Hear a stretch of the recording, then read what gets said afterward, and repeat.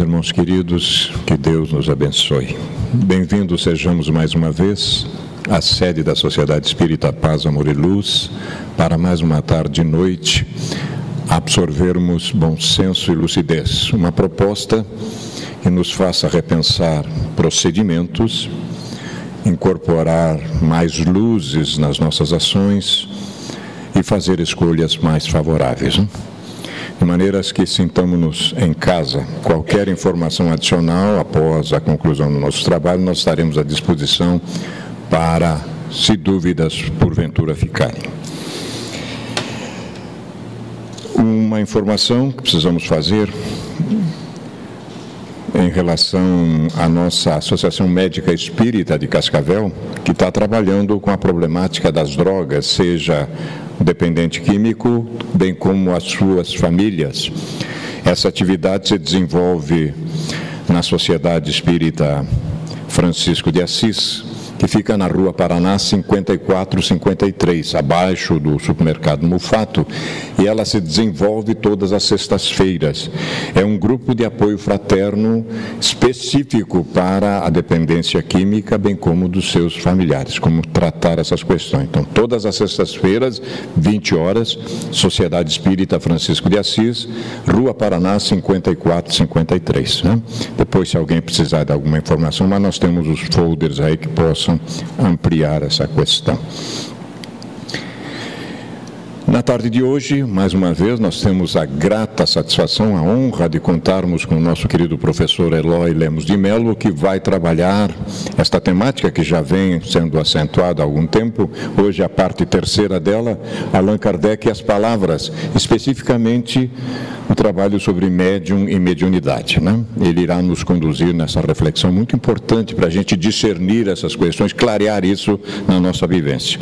Nós vamos fazer a nossa prece, em seguida uma pequena leitura introdutória e vamos ser conduzidos pelo professor. Unamos-nos em pensamento, por favor.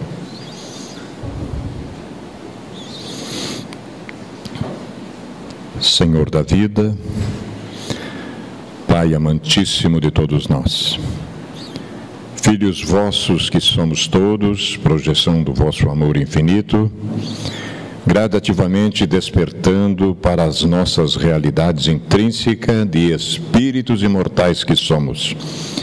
E com essa observação profunda, verificamos que com ela somos direcionados a uma imensa responsabilidade, porque agora verificamos que também temos, em relação à vossa obra de amor, responsabilidades acentuadas.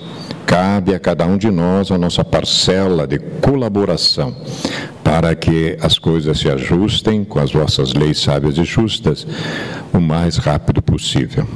O que buscamos no vosso coração magnânimo é a nossa solicitação de todas as horas, que as nossas forças, o nosso desejo, a nossa lucidez, o nosso bom senso, multiplicados sejam, potencializados sejam, para que possamos realmente, em equilíbrio, fazer parte desse contexto maior que está nos remetendo à plenitude em tempos breves. Abençoa-nos a todos, Senhor da vida, inspira o nosso facilitador, para que a mensagem da tarde e noite grave profundamente no nosso ser. Que assim seja, Senhor. 1983, uma pleia de espíritos reúnem sobre o comando da benfeitora Joana de Ângeles e publicam Terapêutica de Emergência, esta obra que eu tenho na mão aqui. Um pequeno trechinho de uma lição que guarda relação com a mediunidade, o capítulo 28, que trata de exercício consciente da mediunidade. É uma mensagem do benfeitor Eurípides Barçanufo. Vamos tirar um trecho para que tenhamos mais inspiração a partir de agora. Diz o nosso querido benfeitor: mediunidade é instrumento, é meio de que se utilizam os agentes espirituais para confirmar o prosseguimento da realidade após o túmulo. Por ela transitam as informações da vida no ministério da edificação de vidas.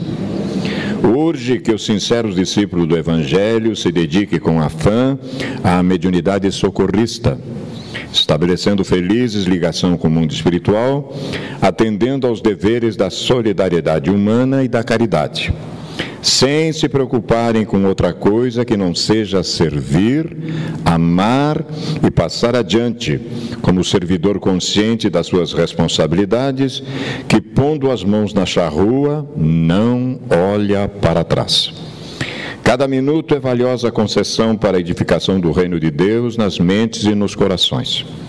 Se, todavia, o ácido da crítica ou a borra da zombaria, a mordacidade venenosa ou a dúvida sistemática chegar-lhe às portas da alma, ameaçando-lhe a estabilidade íntima, recorde-se o sincero trabalhador da mediunidade que mesmo Jesus, quando ressuscitado, não mereceu crédito de alguns dos companheiros que o amavam, por não aceitar a informação mediúnica daquela que o vira e com ele conversara, sendo necessário testemunhá-lo ele próprio, convidando o incrédulo a que o tocasse e invitando outros a que verificassem ser ele.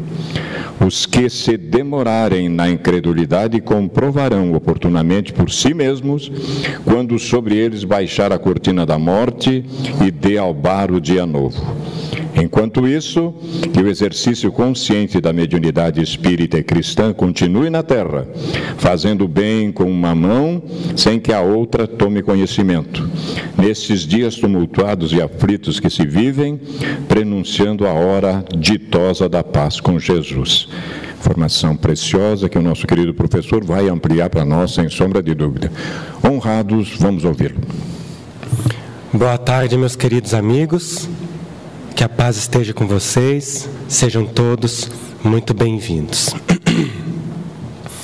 No vocabulário espírita, estas duas palavras, médium e mediunidade, têm sido extremamente utilizadas. E elas despertam, obviamente, muitas dúvidas e também muita curiosidade. Além disso, é comum que elas despertem também algumas fantasias, porque acabam mexendo com o imaginário popular. Nós pretendemos tratar deste assunto hoje da maneira mais elementar possível, falando apenas das questões essenciais que envolvem o que seja um médium e o que venha a ser a mediunidade. Mas para a gente compreender exatamente estas duas coisas, eu gostaria de, em primeiro lugar, convidá-los para que a gente dê um certo enfoque ao Livro dos Espíritos. O Livro dos Espíritos é a obra fundamental da doutrina espírita, publicado em 1857. Eu gostaria de destacar para vocês, especialmente, o capítulo 9, que está na segunda parte da obra. O livro, como alguns de vocês já devem saber, é dividido em 4 partes. Eu vou destacar aqui o capítulo 9 da segunda parte. Este capítulo 9 trata da intervenção dos espíritos no mundo corporal, da interferência dos espíritos no mundo corporal, ou seja, no mundo físico, onde todos nós estamos neste momento. Pelo menos eu acho que estou vendo apenas encarnados. Este livro, que trata da intervenção dos espíritos no mundo corporal, vai nos falar sobre diversos assuntos muito importantes. Ele começa com a questão de número 456. E a questão 456 é aquela onde Allan Kardec pergunta se os espíritos são capazes de ver tudo aquilo que fazemos? E eles responderam sim. Veem tudo o que fazemos, porque estão em torno de nós o tempo todo. Os espíritos estão em torno de nós. Esta é uma ideia que a gente adquire ao estudar o Espiritismo, que modifica completamente a nossa forma de ver a vida espiritual. Porque parece que quando a gente fala da vida espiritual, nós estamos nos referindo a algum lugar distante, quando na realidade ela está em torno de nós o tempo todo. Nós estamos mergulhados na vida, em duas dimensões distintas. Mas então os espíritos estão em torno de nós agora, aqui, neste ambiente. E eu sei que há pessoas que morrem de medo de entrar no centro espírita, porque têm medo de ver espíritos. Mas se não viu na rua, na calçada, pode ficar tranquilo. Não vai ver aqui também. Porque eles também estão ali fora, nas ruas, nos templos, no trabalho, na escola, em toda parte. E se estão em toda parte, podem nos ver. Mas ele avança, porque enquanto a coisa ficasse em apenas ver, já não era pouca coisa. Mas ele ainda vai perguntar na questão 457 o seguinte: os espíritos podem penetrar os nossos mais secretos pensamentos? E eles responderam de novo, sim. Aqueles pensamentos que a gente gostaria de esconder de nós mesmos, para eles não é segredo. Portanto, percebem o que pensamos e, consequentemente, as nossas verdadeiras intenções. Sendo assim, é muito mais fácil enganar aos encarnados, aqueles que estão em torno de nós neste momento, aqui, no corpo físico, do que enganar aos espíritos, porque eles percebem o que vai no íntimo de cada um. Estas duas questões dão toda a razão a São Paulo de Tarso, o apóstolo, quando ele dizia na carta aos Hebreus, lá no capítulo 12, que nós todos estamos cercados por um tão grande número de testemunhas, uma nuvem de testemunhas. E é verdade, esta nuvem de testemunhas é composta essencialmente pelos espíritos que nos cercam, nos rodeiam, veem o que fazemos e, muito mais do que isso, o que nós estamos pensando. Mas vejam que obra maravilhosa esta, tão didaticamente construída. Porque ver o que fazemos, tudo bem. Mas conseguem saber o que estamos pensando. Meu Deus do céu.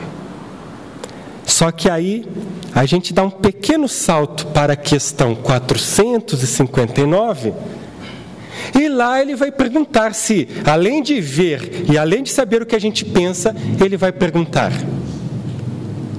os espíritos influenciam os nossos pensamentos? Porque enquanto está vendo, tudo bem. Percebe o que eu penso, já está complicado. Agora, mais do que isso, influencia o que eu penso? E a resposta é extremamente chocante. Porque ela é curta e muito direta. Eles responderam a ele: sim, muito mais do que imaginais, a tal ponto que eles vos dirigem. Os espíritos penetram os nossos pensamentos, nos influenciam os pensamentos e atos, de tal modo que a nossa vida é praticamente conduzida por influência deles. É claro que a resposta deixa o campo em aberto, e isso destaca a maravilhosa oradora espírita Sandra Della Polla, na última conferência, a resposta é neutra. Significa que tanto os maus quanto os bons espíritos podem nos influenciar. E a preponderância de uns ou de outros vai depender essencialmente daquilo que eu desejo intimamente. Mas o capítulo número 9 não se detém aqui. Ele é extenso. Vai da questão 456 a 557, são 102 questões, tratando da interferência deles em nossas vidas. Porque quando eles disseram que influenciam nossos pensamentos e atos, isto abriu um campo imenso para perguntas. Muitas perguntas se derivaram a partir da questão 459. Por isso, então, na sequência, ele vai tratar, por exemplo, dos possessos, aqueles que popularmente chamamos possuídos. Ele vai tratar dos convulsionários.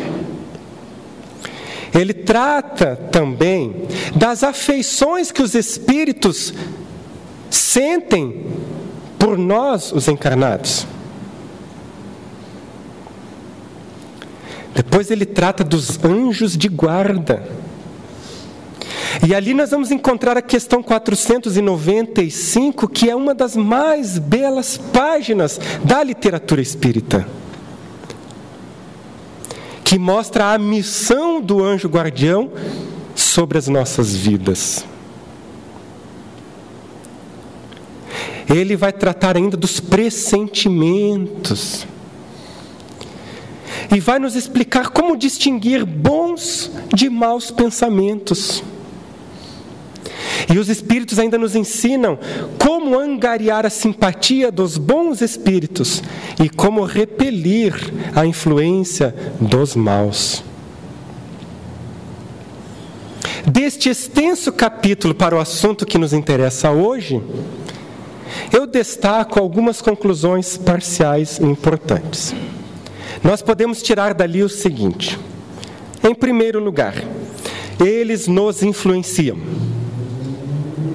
De que maneira? São capazes de perceber o que pensamos.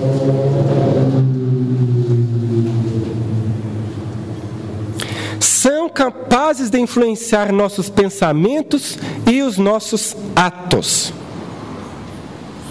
Consequentemente, eles podem atuar sobre certos acontecimentos da vida.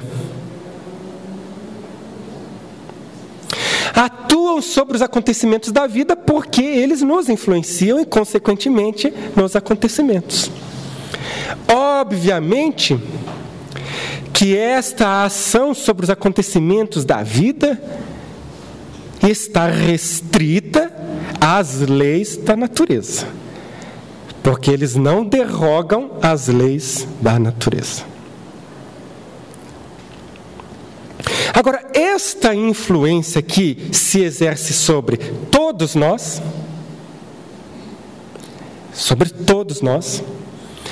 é sentida por algumas pessoas com um pouco mais de intensidade.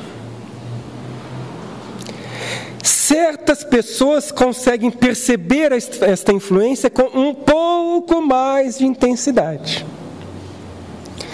E outras percebem com menos. Outros menos. Há variações, gradações na sensibilidade de cada um de nós para perceber esta influência.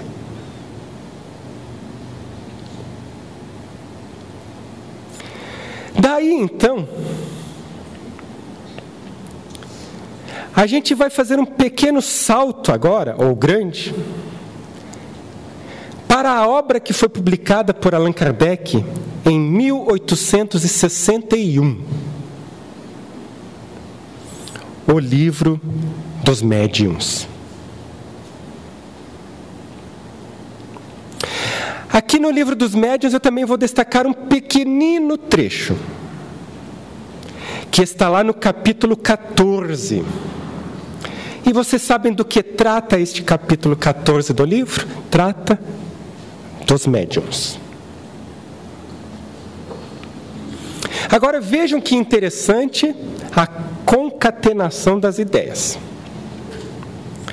Porque no capítulo 14, quando ele vai falar dos médiuns, ele vai começar dizendo o seguinte, olha lá. Todo aquele que sente, num grau qualquer, a influência dos espíritos, é por esse fato médium.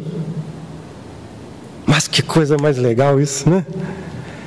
Todo aquele que sente num grau qualquer a influência dos espíritos é, por este motivo, médium. Eu vou dizer uma coisa para vocês. Todos nós sentimos a influência dos espíritos em algum grau. E se sente em um grau qualquer, todos nós poderíamos, deste ponto de vista, sermos chamados médiums. Não seria médium aquele que não sentisse nada. Nada. Aí de repente você está pensando agora, mas eu me enquadro aí nesse caso. Não sinto nada. A notícia é a seguinte, ó, são raros os que não sentem nada. Que às vezes a gente não presta muita atenção. Mas o primeiro passo para perceber a influência dos espíritos é fazer um trabalho fundamental de autoconhecimento. Como assim, né? Está falando de espírito, mediunidade, falar de autoconhecimento. O primeiro passo para perceber a influência dos espíritos é fazer autoconhecimento. Porque você vai detectar tuas qualidades, virtudes. Vai detectar também as más tendências, as paixões, os vícios. Detectando o que é teu e o que não é teu. Detectando para onde você pende mais ou menos. Você vai percebendo gradativamente quando sofre a influência dos espíritos. Pode fazer, e eu te garanto.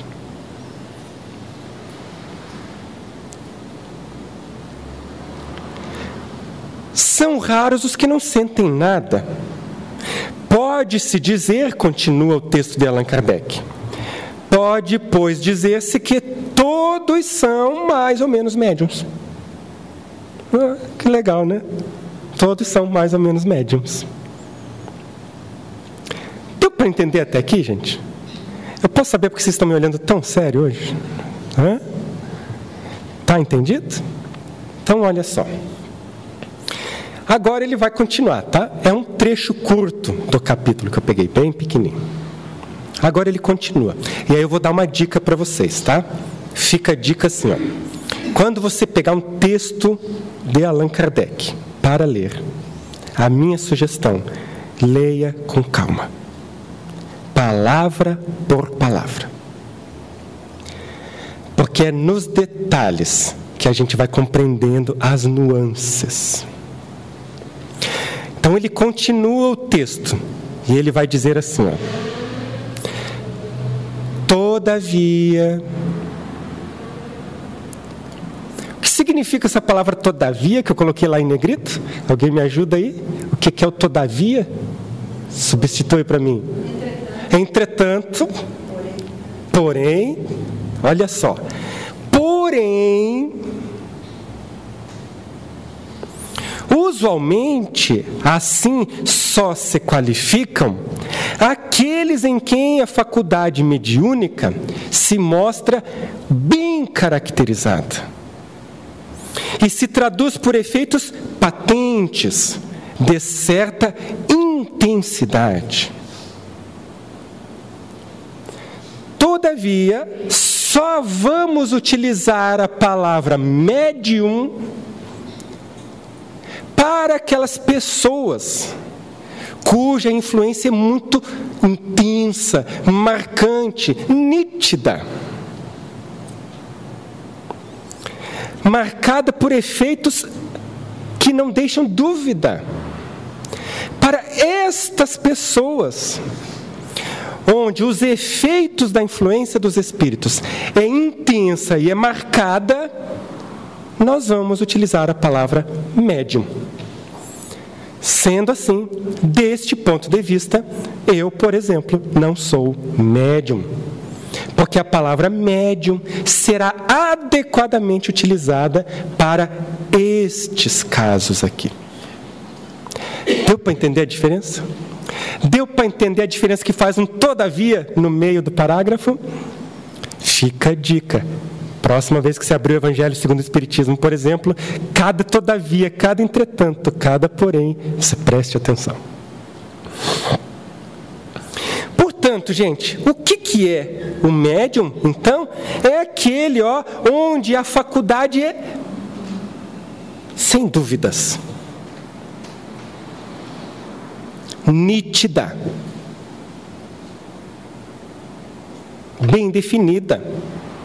Ele vê, escuta, conversa, sente, sabe se está bom, se está ruim. O Espírito está ao meu lado agora, ele não está bem. E às vezes não ouviu nada, sabe até o nome dele. Esse tipo de fenômeno caracteriza o médium. Mas para ficar mais claro ainda, eu separei aqui o seguinte: a palavra médium, ela vem do latim. Significa aquele que está no meio. Médium é aquele que está entre duas coisas, é intermediário. Um médium é um intermediário. Está no meio entre duas realidades. A realidade espiritual e a realidade corporal. Ele faz a intermediação das possibilidades de comunicação entre o mundo físico e o mundo espiritual. O médium, portanto, é aquele que está ali como instrumento de comunicação.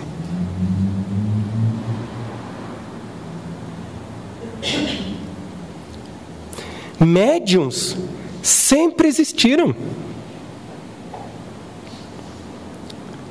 Desde toda a antiguidade. Se nós vamos vasculhar a história, vamos encontrar a presença deles sempre. No antigo hinduísmo eram os faquires, o faquir. Lá no antigo Egito, os magos. Entre os gregos e os romanos estavam as sibilas, as pitonisas, os pitons, que faziam este trabalho de intercâmbio, de comunicação, melhor dizendo. Intermediavam a comunicação entre vivos e os chamados mortos. Allan Kardec não inventou, portanto, o médium. Mas ele teve a capacidade de compreender com clareza como este fenômeno acontece. De compreender as condições necessárias para que ele aconteça. E compreendendo, então, aquele ser como alguém que está no meio, que serve de instrumento, ele, de maneira muito feliz e inspirada, escolheu a palavra médium, meio, para designar este tipo de pessoa. De deu, para falar a verdade, verdadeira dignidade a este indivíduo. Porque em todos os tempos eles foram perseguidos, muitas vezes odiados, mal compreendidos, anatematizados, e alguns foram parar na fogueira. Allan Kardec vem mostrar que o fenômeno estava dentro das leis da natureza e tinha uma explicação racional. Ele confere um nome que traduz com muita clareza o que realmente acontece. Portanto, o médium é o que está no meio e a mediunidade é, sendo assim, a faculdade que caracteriza o médium, né? Aquilo que o define. A faculdade, a mediunidade ou também medianimidade, as duas palavras estão corretas. A faculdade mediúnica ou a faculdade medianímica, as duas expressões estão corretas. Você vai encontrar no vocabulário espírita, preparado pelo próprio codificador. Uma coisa muito importante que a gente gostaria de destacar, que eu acho que é esclarecedor para aquele que ainda não estudou muito espiritismo. Tem alguém que está aqui pela primeira vez? Fica tranquilo, tá? Ou está aqui poucas vezes, veio nos visitar? Tem alguém? Todos experts já? É isso? A faculdade mediúnica, gente, é uma propriedade do organismo. Interessante, né? Agora, eu tento entender como foi que o codificador conseguiu compreender todas essas coisas. Sem instrumentos de medição, sem nada. A faculdade mediúnica é uma propriedade do organismo.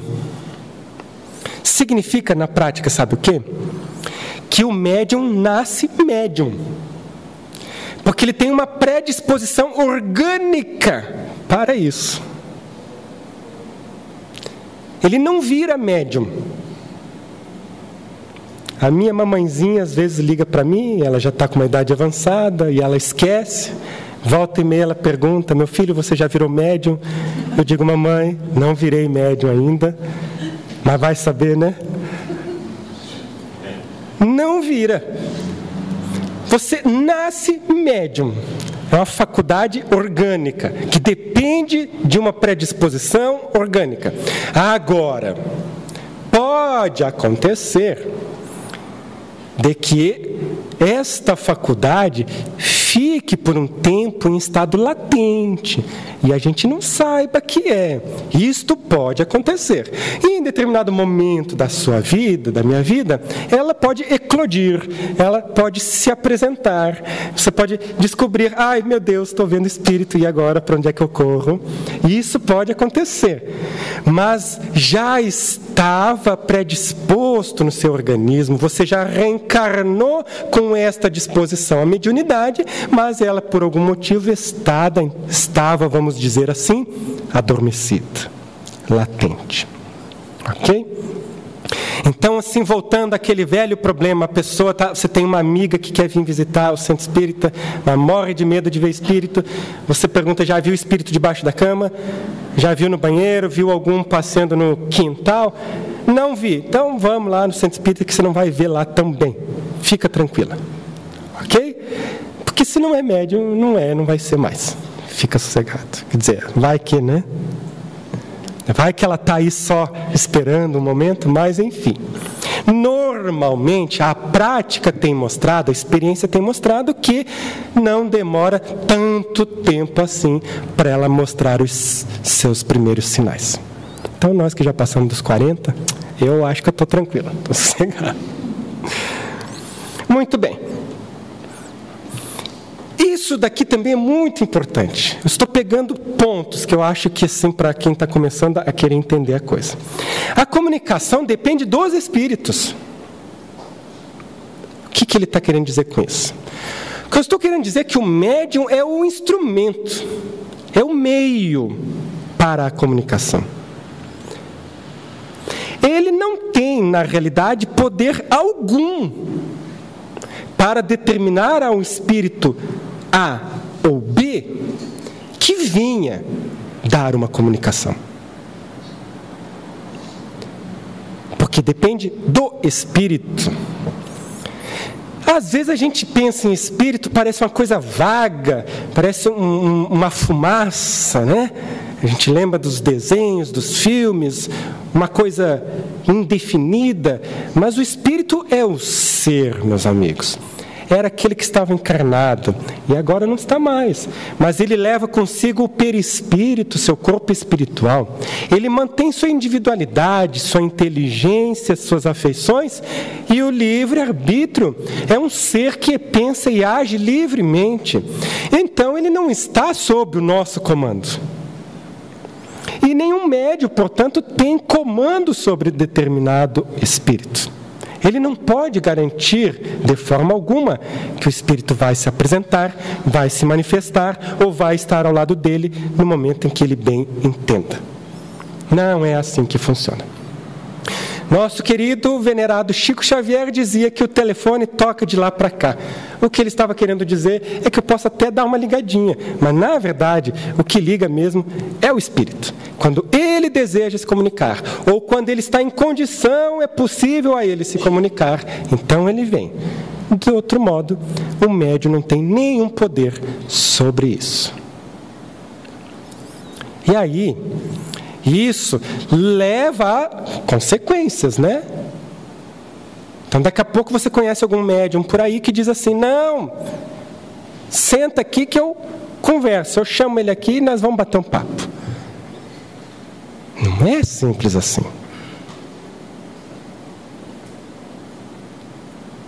Não é tão simples assim. A comunicação depende deles. Para ser mais claro, porque às vezes a gente fala assim muito por subterfúgios, não fica muito claro. Fuja daqueles que utilizam a mediunidade como se fosse instrumento de profissão. Se você for investigar o trabalho de Francisco Cândido Xavier, quando psicografava as cartas das mães, dos filhos, daqueles que haviam partido, para consolar a tristeza dos que haviam ficado, você vai perceber uma coisa: nem todas as pessoas que sentavam naquelas cadeiras esperando uma carta do seu filho receberam. Não foram todas. Não foram todas. Há diversos condicionantes que nos tomariam um certo tempo. Aqui, em 50 minutos não dá. Não é tão simples, compreendem? Ele, Chico Xavier, não podia garantir a quem quer que fosse que estivesse sentado ali naquele salão que ia receber uma correspondência do seu ente querido. Mas a gente vai explorar um pouquinho melhor agora na reta final. Eu não estou enxergando bem lá, mas nós estamos acabando, né? Então nós vamos agora para o Evangelho segundo o Espiritismo, porque aqui a gente vai compreender um pouco melhor qual é a utilidade da mediunidade. Porque vamos pensar, gente, isso existe desde a antiguidade. Para quê? Para que existe médium? E existe porque Deus permite. Para quê? Existe mediunidade porque Deus permite, mas e para quê? A literatura espírita é pródiga em nos falar sobre a utilização da mediunidade. Eu tinha que escolher alguma coisa para a tarde de hoje. Trouxe o Evangelho segundo o Espiritismo, capítulo 26, dai gratuitamente o que gratuitamente recebestes.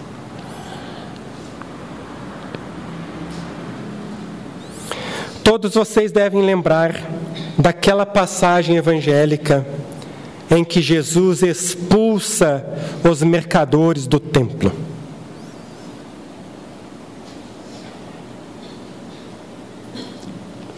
Esta pintura do pintor grego conhecido como El Greco, o grego,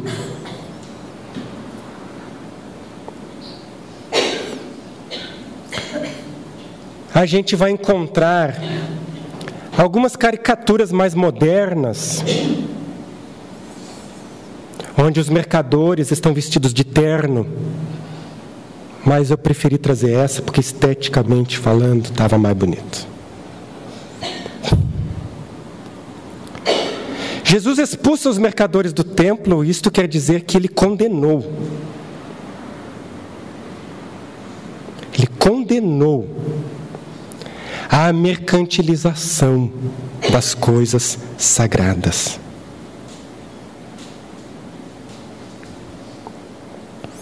Porque Deus não vende o seu perdão, vai dizer Allan Kardec. Deus não vende a sua misericórdia. Ele não vende as suas bênçãos. Portanto, não cabe ao homem colocar preço.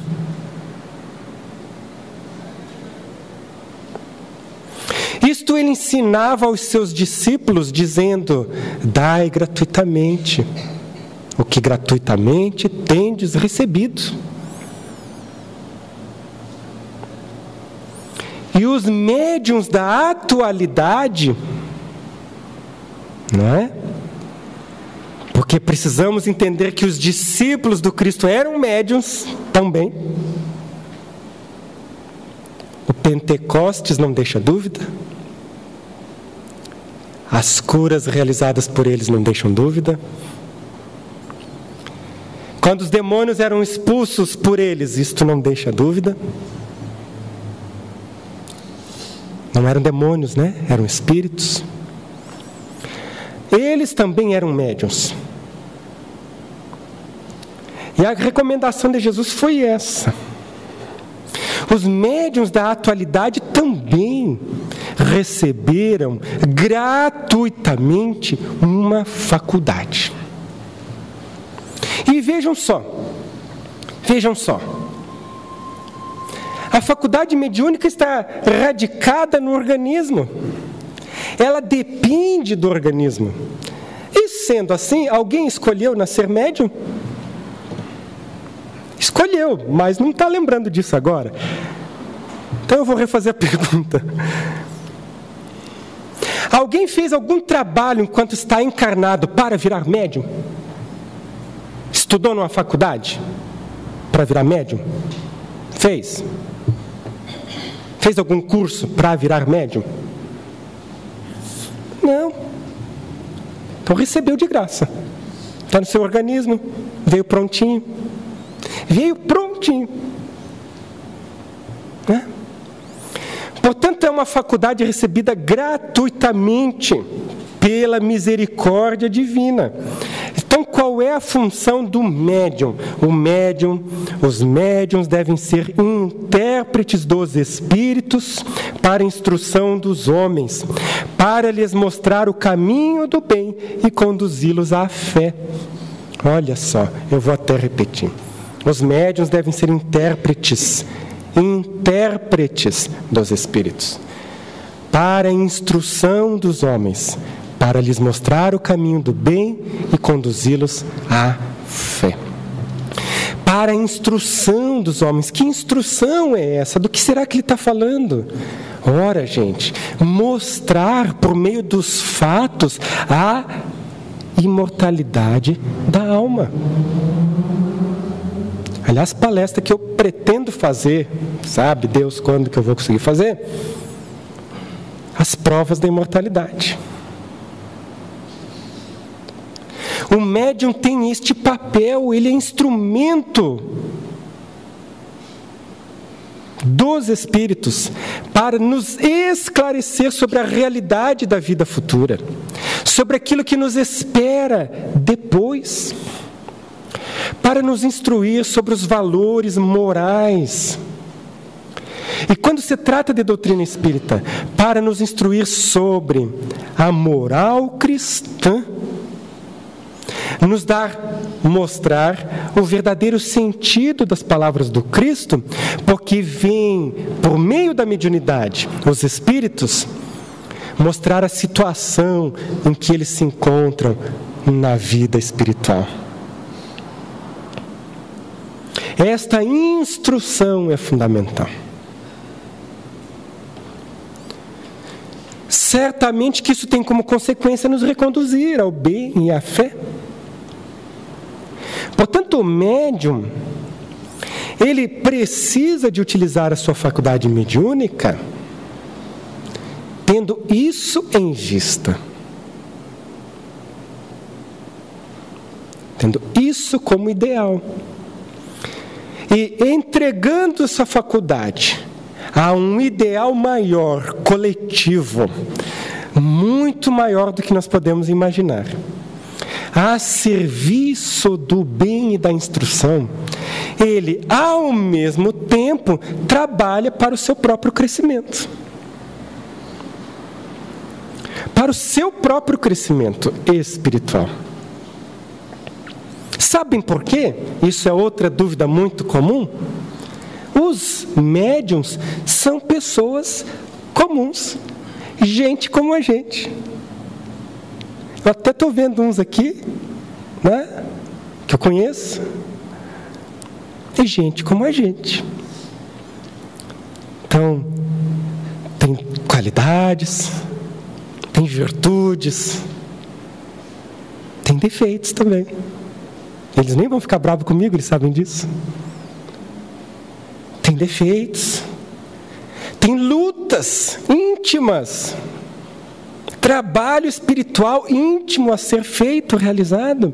E aí, então, para que serve a mediunidade para ele? Ora, a mediunidade para ele, para que serve? Bom, de repente eu não vejo espírito, eu posso dizer, não acredito em nada disso, mas o médium não tem nem como dizer isso. É o remédio do ladinho do doente. Porque ele vê, ele escuta, né? Então, ele escuta, ele vê. Ele tem certeza. E algumas pessoas que eu conheço que dizem assim, eu vi minha avó. Então, você tem dúvida de que a vida continua? Não dá para ter. Então, esse tem ali, nele a prova da imortalidade, e, consequentemente, quais as consequências morais que isso deve trazer para ele? É para isso que serve a mediunidade, para o médium. E para nós todos, nós outros, para que servem? Eles servem de instrumento para a manifestação do mundo maior, diante de nós, nos conclamando, vem, pensa aqui, os verdadeiros interesses estão aqui, não aí. Então não está dizendo aqui nesse texto que o papel do médium é ler a sorte.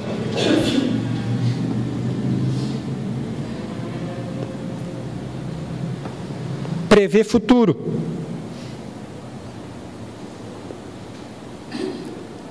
Não é. Tá isso ali, né, gente?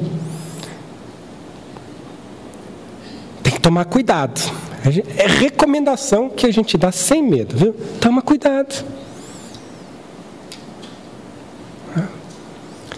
Daqui a pouco o médium diz assim, né, larga teus remédios, eu te curo. Sabe qual é a recomendação que eu te dou? Fuja dele. Não é papel dele. E tem. Não é isso o papel do médium. Larga do tratamento. Psicólogo não serve para nada. Precisa. Mas não é esse o papel dele. Cada um de nós mal consegue lidar com as próprias dificuldades. E o médium não tem menos dificuldades. Às vezes elas são até ampliadas pela faculdade mediúnica. Tem dificuldades.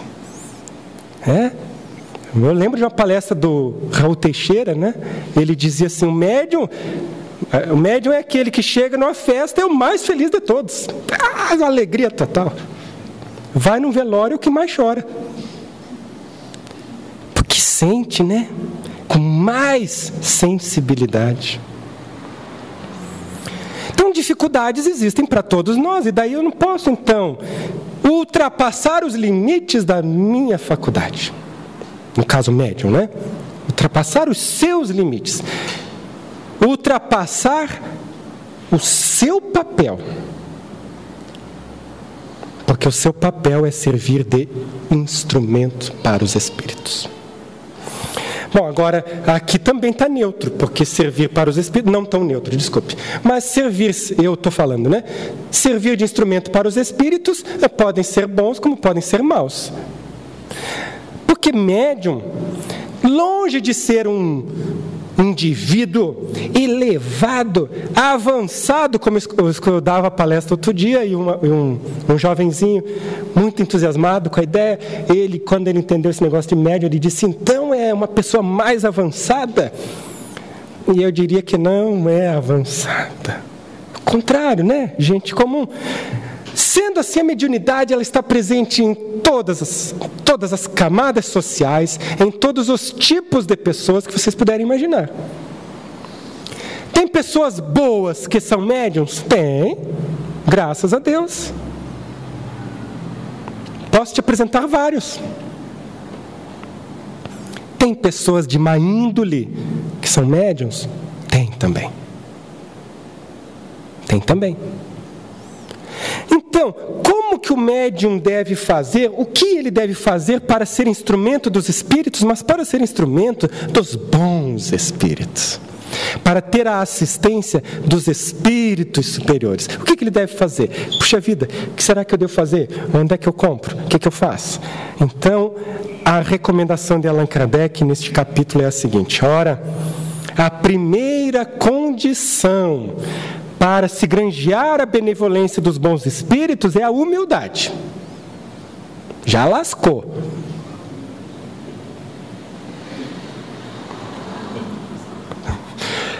É porque o nosso calcanhar de Aquiles é o orgulho.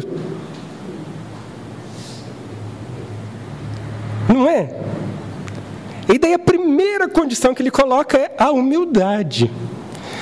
Mas, gente, isso é para todos nós, não é só para o médium. O que você faz da sua vida? Eu trabalho, faço tal coisa. Eu gostaria muito que os espíritos superiores me ajudassem para que o meu trabalho fosse bem feito. Bom, primeira condição, a humildade.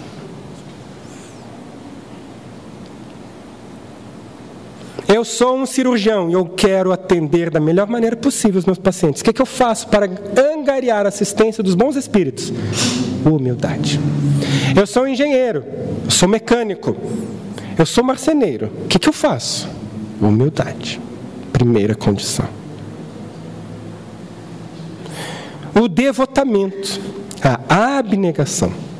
Isso quer dizer, em outras palavras, renúncia. O mais absoluto desinteresse moral e material. Que eu coloquei em negrito. Desinteresse moral e material. Então você de repente encontra aquele médium que diz assim, eu vou te ajudar, você me dá uns troquinhos para eu ajudar meus pobrezinhos. Você fuja dele. Mas não é para mim, é para ajudar meus pobrezinhos. Foge dele. Para ajudar pobrezinho coisa nenhuma. Você acha que espíritos superiores, pense em um espírito superior. Pode pensar em algum nome. Alguém que você imagina e diz assim, nossa, esse realmente... Vamos pensar então, Bezerra de Menezes. Tá bom? Eurípides Barçanufo, a mensagem lida aqui na frente. De repente esses vocês não conhecem muito ainda, começando a estudar Espiritismo. Vamos pensar em outro. Pensa em Santo Agostinho. Imaginou? Todo mundo já ouviu falar de Santo Agostinho? Já, né? Você consegue imaginar Santo Agostinho atendendo um médium a troco de moedas? Se ele não fazia isso quando estava vivo, você acha que ele vai fazer agora? Espíritos elevados atendendo por meio de um médium a troco de moeda, você acha que isso tem algum cabimento? Vamos colocar aqui, pensar na nossa cachola, faz algum sentido? Os estudantes de filosofia aqui, você já imaginou Sócrates? Agora vamos abrir uma portinha, Vaninho, vamos abrir uma portinha. Vamos fazer uns atendimentos. Quem que vem nos dar um conselho ali? Sócrates. Ele assina ainda embaixo. Você acha que faz sentido? O grande filósofo, precursor do cristianismo, atender a troco de moedas? Só espíritos imperfeitos, inferiores, brincalhões se prestam a esse tipo de coisa. Só eles. Desinteresse material é condição primeira. E o desinteresse moral também, sabe por quê? Porque às vezes a pessoa não quer dinheiro, mas ela quer fama. Ela quer ter seguidores, discípulos. Quer ser elogiada, paparicada. Quer ter vantagens, benefícios. Isso é interesse também. E isso não atrai a assistência, a benevolência dos bons espíritos. Deu para entender, gente? Tá tranquilo ainda? Tá acabando, viu? Acaba nesse slide, ó. Tudo que eu falei aqui, na verdade, foi quase nada. Tão pouquinho. Sabe por quê? Mediunidade é um mundo para estudar. Olha só. Onde que eu posso aprender mais sobre isso? Por exemplo, aqui, ó, a obra de Allan Kardec. O Livro dos Espíritos, capítulo 9 da segunda parte, fala da interferência dos espíritos no mundo corporal. Primeiro passo. Quer aprender mais? Vai encontrar, por exemplo, no Evangelho segundo o Espiritismo, várias passagens que tratam da mediunidade especificamente. Não, mas eu quero aprender mais? Vai encontrar na Gênese, trata lá dos fluidos, e os fluidos nos ajudam a compreender como que o mecanismo acontece. Agora eu quero ver exemplos, então vai ler o céu e o inferno. Vários exemplos de comunicação dos espíritos, por meio dos médiuns. Mas agora, se eu quero entender mesmo mediunidade, adivinha, é esse aqui, ó. O Livro dos Médiuns. Eu garanto para você, 99% das perguntas que você tem na sua cabeça, o que você pode imaginar, a resposta está aqui. Eu sei, a gente vê nos grupos de estudo, né? Temos aqui os companheiros dos grupos de estudo. Eles fazem a pergunta, onde é que está, meu Deus? Está aqui. Tudo aqui. Não ouvi nenhuma pergunta até hoje que não esteja a resposta neste livro aqui. O Livro dos Médiuns. Gente? É um compêndio quase. São quase 500 páginas. Você vai encontrar a sua resposta aqui. Estudou a obra kardeciana? Então nós temos a literatura espírita vasta, que desenvolve, complementa, amplia certas questões. São sempre úteis. Se você quer entender, quer ter o auxílio e a troca de experiências, vem estudar. Vem estudar Espiritismo. A gente ajuda dentro do possível. Pela atenção, pelo carinho de todos vocês, eu espero que o recado tenha sido dado, que ele tenha sido útil. Muito obrigado e muita paz.